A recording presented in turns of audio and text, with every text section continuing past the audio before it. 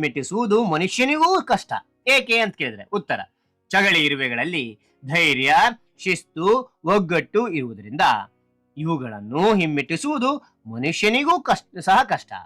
ಇವುಗಳನ್ನು ಹಿಡಿಯಲು ಹೋದ್ರೆ ಅವು ಓಡುವುದಿಲ್ಲ, ಬದಲಿಗೆ ತಿರುಗಿ ನಿಂತು ನೆಗೆದು ಕಚ್ಚಲು ಸಿದ್ಧವಾಗುತ್ತವೆ ಅಂತಕ್ಕಂಥದ್ದು. ಓಕೆನಾ ಮಕ್ಕಳೇ? ಇಲ್ಲಿ ನೋಡಿ, ಈಗ ಇದು ನೋಡಿದ್ವಿ. ಈಗ ಏನ್ ನೋಡ್ತಾ ಇದೀವಿ ಅಂತಂದ್ರೆ ನೋಡಿ, ಇಲ್ಲಿ ಈ ಕೊಟ್ಟಿರುವ ಪ್ರಶ್ನೆಗಳಿಗೆ 5-6 ವಾಕ್ಯಗಳಲ್ಲಿ ಉತ್ತರಿಸಿದೆ. ಇದು ನೋಡ್ತಾ ಹೋಗೋಣ. ಓಕೆ, ಇಲ್ಲಿ ನೋಡಿ ಮಕ್ಕಳೇ, ಈ ಕೊಟ್ಟಿರುವ ಪ್ರಶ್ನೆಗಳಿಗೆ 5-6 ವಾಕ್ಯಗಳಲ್ಲಿ ಉತ್ತರಿಸಿ ಅಂತಿದೆ. ಹೌದಾ? ಮೊದಲನೇ ಪ್ರಶ್ನೆ ಏನ್ ಕೊಟ್ಟಿದ್ದಾನೆ ಇದರಲ್ಲಿ ಅಂದ್ರೆ, ಚಗಳಿ ಇರುವೆಗಳು ತಮ್ಮ ಗೂಡನ್ನು ಹೇಗೆ ನಿರ್ಮಿಸುತ್ತವೆ, ಹೆಂಗ್ ನಿರ್ಮಾಣ ಮಾಡ್ತದೆ ಅಂತಕ್ಕಂತ ಕೇಳಿದ್ದಾರೆ. ನೋಡ್ತಾ ಹೋಗೋಣ ಉತ್ತರ.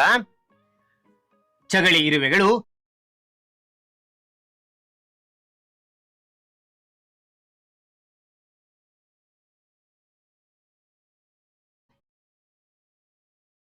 ಎಲ್ಲಿ ಗೂಡನ್ನು ಕಟ್ಟಬೇಕೆಂದು ನಿರ್ಧರಿಸಿ ಆ ಎಲೆಯನ್ನು ಬಗ್ಗಿಸಲು ನೂರಾರು ಇರುವೆಗಳು ಜಮಾಯಿಸುತ್ತವೆ.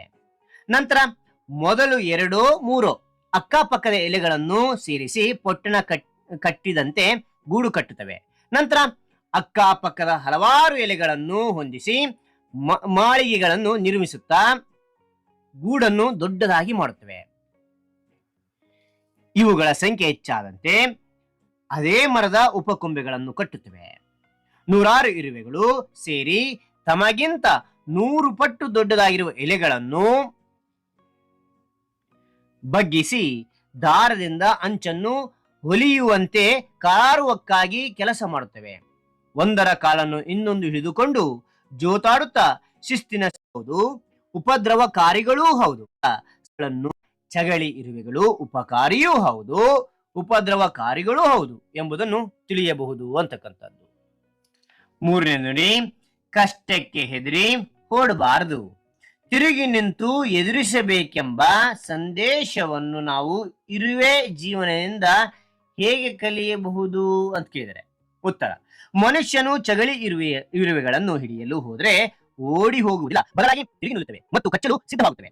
ಫಿರಮೋನ್ ಎಂಬ ರಾಸಾಯನಿಕವನ್ನು ಗಾಳಿಯಲ್ಲಿ ಸಿಂಪಡಿಸಿ ಇತರ ಇರುವೆಗಳನ್ನು ಕರೆಯುತ್ತವೆ. ನೂರಾರು ಇರುವೆಗಳು ಇದಕ್ಕೆ ಸನ್ನದ್ಧರಾದಂತೆ ನಿಲ್ಲುತ್ತವೆ. ಇದರಿಂದ ನಾವು ಸಹ ಶಿಸ್ತು, ಧೈರ್ಯ, ಒಗ್ಗಟ್ಟಿನ ಬಲವಿದ್ದರೆ ಯಾವುದೇ ಕಷ್ಟ ಬಂದರೂ ಎದುರಿಸಿ ನಿಲ್ಲಬಹುದು ಎಂಬ ಸಂದೇಶವನ್ನು ನಾವು ಇರುವೆ ಜೀವನದಿಂದ ಕಲಿಯಬಹುದು ಅಂತಕ್ಕಂಥ ನೋಡಬಹುದು ಮಕ್ಕಳೇ.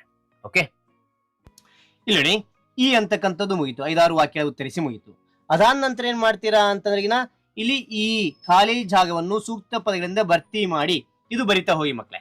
ಓಕೆ, ಇದರಲ್ಲಿ ಬಿಟ್ಟ ಸ್ಥಳದಲ್ಲಿ ಒಂದೇ ನೋಡಿ, ಚಗಳಿ ಇರುವೆಗಳಿಗೆ ಮೂಲ ಡ್ಯಾಶ್ ಇರುವೆ.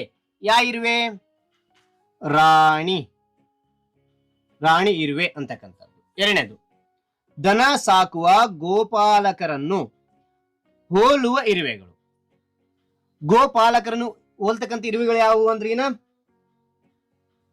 ಕೆಲಸಗಾರ ಇರುವೆಗಳು ಅಂತಕ್ಕಂಥದ್ದು, ಕೆಲಸಗಾರ ಇರುವೆಗಳು ಅಂತಕ್ಕಂಥದ್ದು. ಓಕೆ, ಮೂರನೇ ನೋಡಿ, ಚಗಳಿ ಇರುವೆಗಳ ಗೂಡನ್ನು ಡ್ಯಾಶ್ ಎಂದು ಕರೆಯುತ್ತೇವೆ. ಏನಂತ ಕರಿತೇವೆ ಅಂದ್ರೆಗಿನ? ಕೊಟ್ಟೆ. ಮೊದಲನೇ ಒಂದು ಪ್ರಶ್ನೆ ಇದಕ್ಕೆ ಇರ್ತಕ್ಕಂಥದ್ದು, ಕೊಟ್ಟೆ ಎಂದರೆ ಅಂತ ಕೊಟ್ಟಿದ್ದಾರೆ. ಹೌದಾ? ಕೊಟ್ಟೆ ಅಂತಕ್ಕಂಥ. ನಾಲ್ಕನೇದು, ಒಂದು ಚಗಳಿ ಇರುವೆ ಗೂಡಿನಲ್ಲಿ ಸುಮಾರು ಡ್ಯಾಶ್ ಇರುವೆಗಳು ಇರುತ್ತವೆ.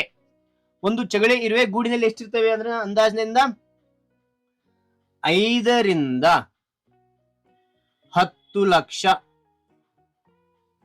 ಇರುವೆಗಳು ಇರುತ್ತವೆ ಅಂತಕ್ಕಂಥದ್ದು. ಓಕೆ, ಐದನೇ ನೋಡಿ, ಇರುವೆಗಳಿಂದ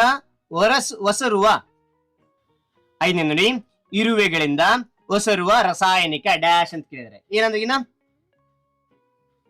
ಫಿರಮೋನ್ ಅಂತಕ್ಕಂಥದ್ದು.